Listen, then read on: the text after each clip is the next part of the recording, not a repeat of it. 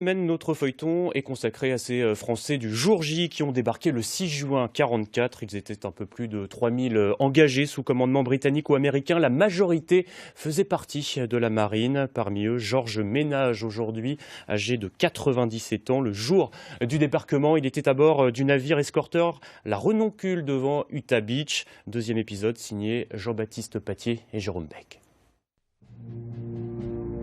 Traverser la Manche. Participer au plus grand débarquement de l'histoire pour libérer son pays. C'est le destin exceptionnel des 2612 marins français engagés dans la grande armada alliée du jour J. Parmi ces hommes, Georges Ménage, aujourd'hui 97 ans. Il a quitté la France dès le mois de juin 1940 depuis la Bretagne pour rejoindre l'Angleterre. Le discours de Pétain m'a horrifié. Je ne comprenais pas comment un maréchal de France qui avait été vainqueur à Verdun pouvait se comporter de cette façon-là et vendre son pays aux Allemands. On en faisait une affaire personnelle. Il n'a jamais oublié le moment où il apprend l'imminence de l'opération Top Secret.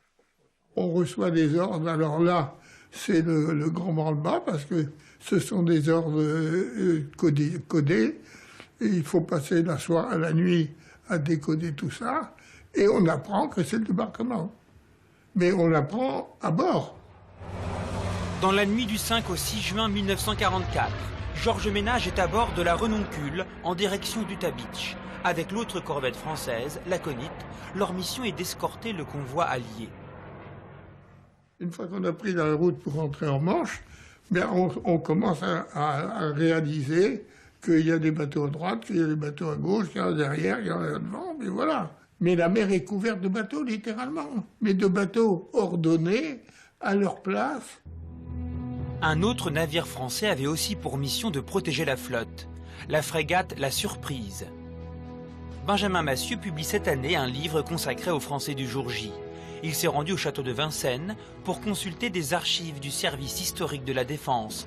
Il a découvert l'ordre de mission du commandant Levasseur à la tête de la Surprise.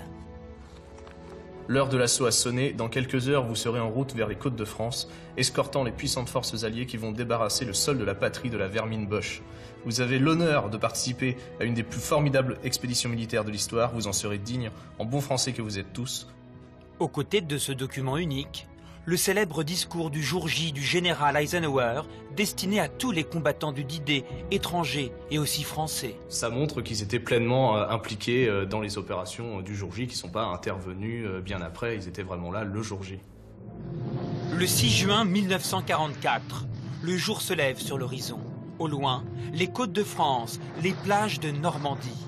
En ce jour historique, Georges Ménage est sur le pont de la Renoncule. L'émotion est toujours présente dans son esprit. Les hommes étaient hilars, heureux. C'est toujours si on ne s'est pas sur place. C'est une grande récompense que c'est qu'on a attendu 4 ans pour ça. Et que c'est...